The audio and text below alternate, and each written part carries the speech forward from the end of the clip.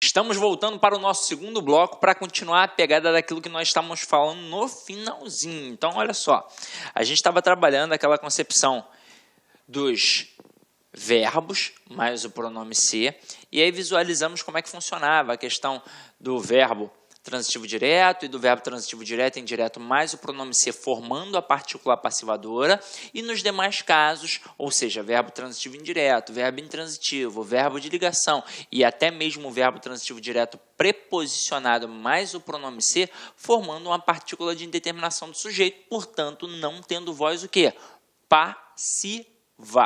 Agora aqui, ó, exemplos, para a gente poder pegar aqui legal, ó, vive-se bem no Rio de Janeiro. Avalia comigo. Primeira coisa, pensar no verbo. Quem vive simplesmente vive. Então, verbo intransitivo. Verbo intransitivo mais o pronome ser, eu tenho um PIS. Então, o sujeito é indeterminado. Obviamente, quem aparece depois não é sujeito. E aí, ó, para tomar cuidado.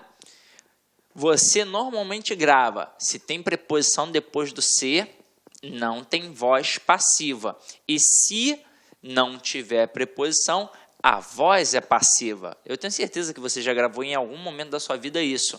Aí, tem preposição? Não tem, e a voz não é o quê? Não é passiva. Então, se liga só.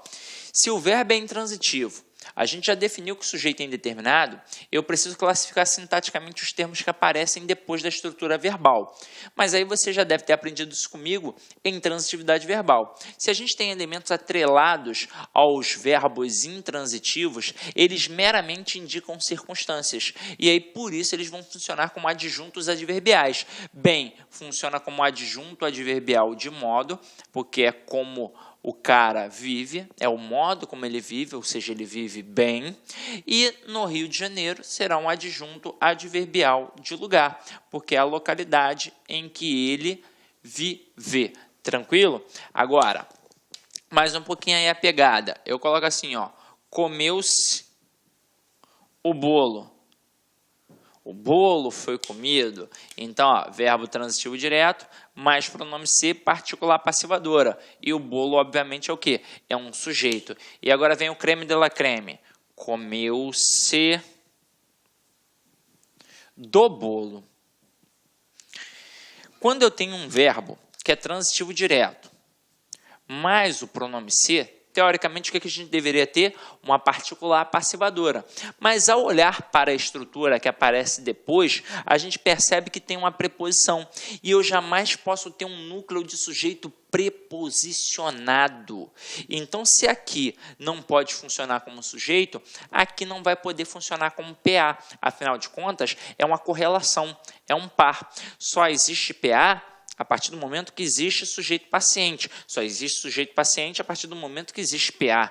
Se aqui não pode ser sujeito, aqui não pode ser PA. E se não pode ser PA, aqui será o quê? PIS. Então, será uma estrutura em que o sujeito é indeterminado. E aí eu vou gravar aquele cara ali como? Como objeto direto preposicionado. Claro que semanticamente você já deve saber a diferença. Comeu o bolo todo. Comeu do bolo, um pedaço do bolo, uma parte do bolo. Mas aqui a gente não vai ter uma estrutura de voz passiva. Tranquilo? Agora, olha só uma parada bacana e interessante para a gente poder trabalhar. Ó. Eu boto assim, ó. Vende-se casas. Parando para analisar, de acordo com a gramática tradicional, é uma estrutura equivocada, é uma estrutura agramatical, está errada. Apesar de o nosso gramático Bechara já ter analisado essa estrutura como algo pertinente. Mas aí isso é para o ambiente acadêmico. Uma vez, a Banca CESP até tentou trabalhar isso daí como algo correto, mas aí depois se desmentiu em outras questões que apareceram. Deve ter percebido, caramba, tentei inovar, tentei botar algo da academia dentro do mundo do concurso público e não funcionou. Então, para o mundo do concurso público, a gente aqui tem uma estrutura errada. Aí o falante comum da língua, obviamente, ele estranha, porque ele pensa assim, caramba, eu estudei a vida inteira assim, Sidney, e eu olhava para essa estrutura e achava que estava certa. Aí eu perguntava, sempre meu aluno, por quê? Ele, que tem alguém vendendo, eu sei, mas quem é que está vendendo? Não sei, então sujeito indeterminado. E não é.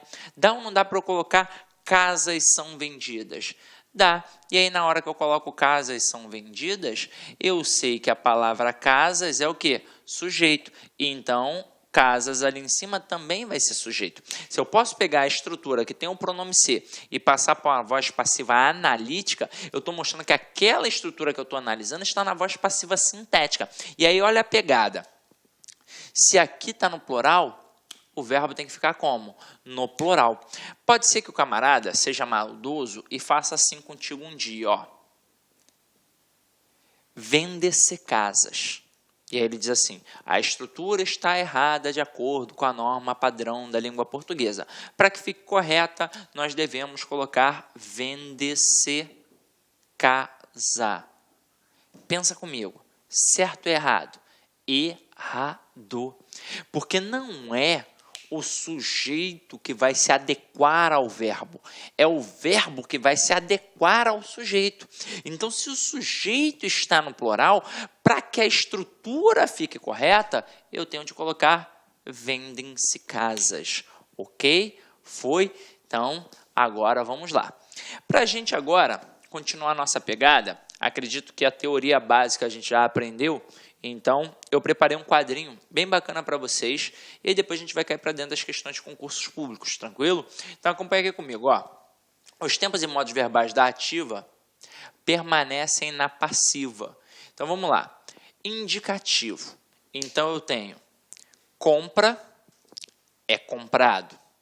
Comprou, foi comprado. Comprava, era comprado. Comprará, será comprado. Compraria, seria comprado. Então, a gente aqui no indicativo trabalha todas as estruturas. A gente trabalha o presente, a gente trabalha o pretérito perfeito, a gente trabalha o pretérito imperfeito, a gente trabalha o futuro, a gente trabalha, o pretérito imperfeito, o mais perfeito e por aí vai. Então, meu companheiro, tudo aqui no indicativo, quadrinho que você pode acompanhar. Aqui no subjuntivo, compre, seja comprado. Comprasse, fosse comprado. Comprar, for comprado. E isso aqui você já domina legal. Agora, aqui, nas locuções verbais, é que de vez em quando o aluno derrapa. Porque quando eu tenho um verbo que está sozinho, como eu já mencionei com vocês lá no primeiro bloco, a gente transforma aquele verbo numa locução verbal. Agora, e quando eu tenho uma locução verbal, como aqui, por exemplo, tenho comprado. Reparem que a locução verbal da voz passiva, ela apresenta o verbo ser mais o particípio. Quando eu coloco tenho comprado, tem verbo ser? Não, não tem verbo ser. Não tem, eu tenho aqui, ó, duas estruturas e não apareceu o verbo ser. Para que eu possa colocar numa voz passiva analítica essa locução, eu vou ter que pegar e vou ter que acrescer o verbo ser. Então, ó, tem sido comprado. E por aí vai, ó. Quer ver, ó? Tinha comprado. É uma estrutura que tem uma locução verbal, mas é uma locução verbal de voz ativa. Porque não tem o quê? Não tem o verbo ser. Agora aqui, ó. Tinha sido comprado. Agora passa a ser uma voz passiva, porque passou a entrar o quê? O verbo ser. Depois aqui, ó, deve comprar. Não é voz passiva, porque não tem o verbo ser. Para ficar como voz passiva, ó, deve ser comprado. Então, sempre tende a aparecer o verbo ser para que você possa perceber que é uma estrutura de voz passiva. Não basta aparecer uma locução verbal. Ah, apareceu uma locução verbal, ó, tenho comprado, então voz passiva, né, Sidney? Não.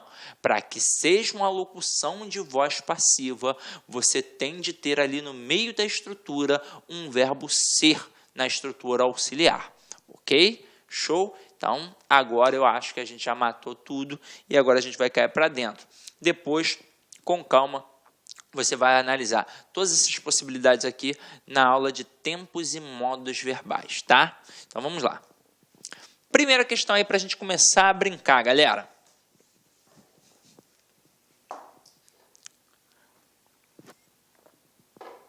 Ela nunca alcançava a musa. Transpondo-se a frase acima para a voz passiva, a forma verbal resultante será. Então, ele nem se preocupa com a passagem toda, ele só se preocupa com a estrutura verbal, que está relacionada aqui, ó, ao alcançava.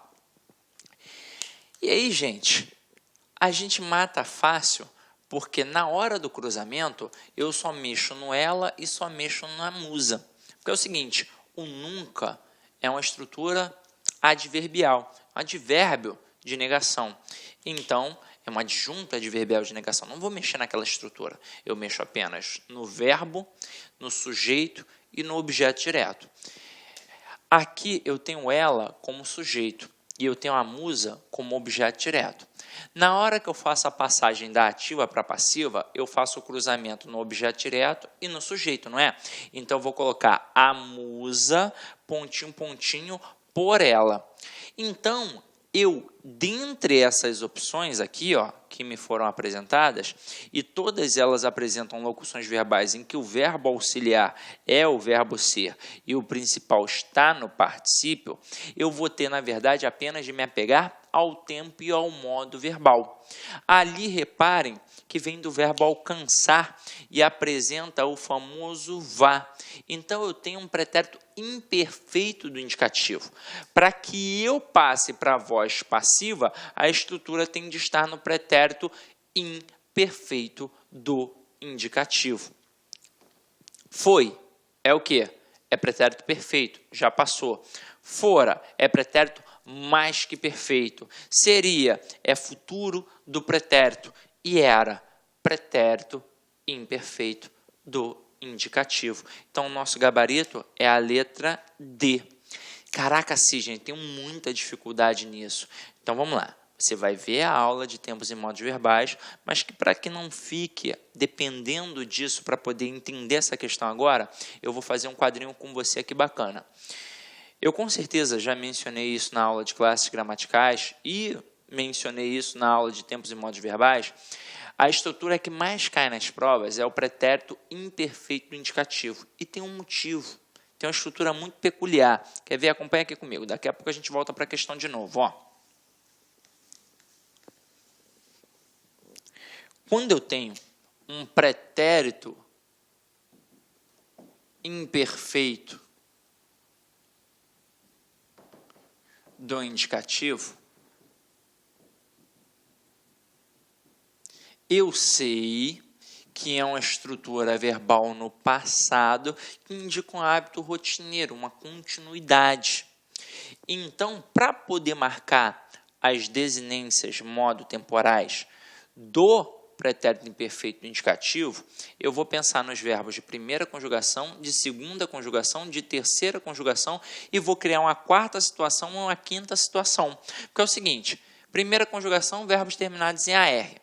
Segunda conjugação, ER. Terceira conjugação, IR. Se a gente fosse pela pegada tradicional, a gente iria colocar o OR ali na segunda. Só que é o seguinte, aqui, para a gente poder pensar nessa questão da desinência modo temporal, a gente vai pensar na questão do verbo regular e dos verbos irregulares, que vão ter um tratamento diferenciado aqui agora.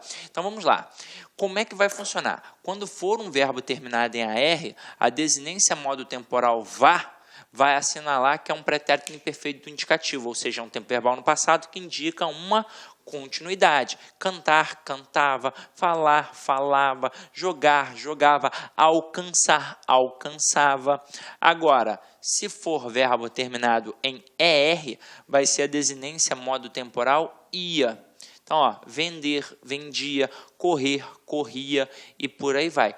Tudo indicando um passado contínuo. Terceira conjugação, vai imitar o de segunda, então vai ser o ia também, ó. Sorrir, sorria, ó, exemplo cristalizado. Jesus partia o pão entre os seus discípulos. Ele fez isso só uma vez? Não, era um hábito, era uma rotina, ele fez isso várias vezes. E agora é que vem, ó, verbos por, ter e vir.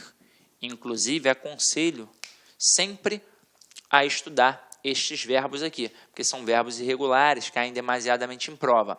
A desinência modo temporal que marca o pretérito imperfeito indicativo aqui é a desinência NHA.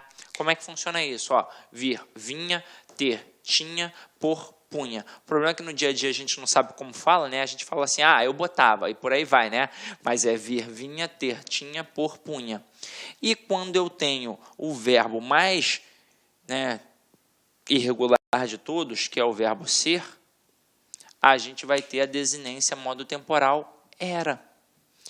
Então, em questões de tempos e modos verbais, ou até mesmo em questões de vozes verbais, como essa que a gente acabou de fazer aqui agora, ó, vocês repararam que o conhecimento dos tempos e dos modos verbais foi de suma importância para resolver a questão? Porque lá no enunciado estava o alcançava, que era um pretérito imperfeito do indicativo. Então, dentre as opções, eu tenho que procurar aquela que apresenta a estrutura no pretérito imperfeito do indicativo. Então, se lá em cima tinha o vá, significa que embaixo eu teria de procurar o vá, o ia, o NHA ou era. Foi o que aconteceu aqui na nossa questão.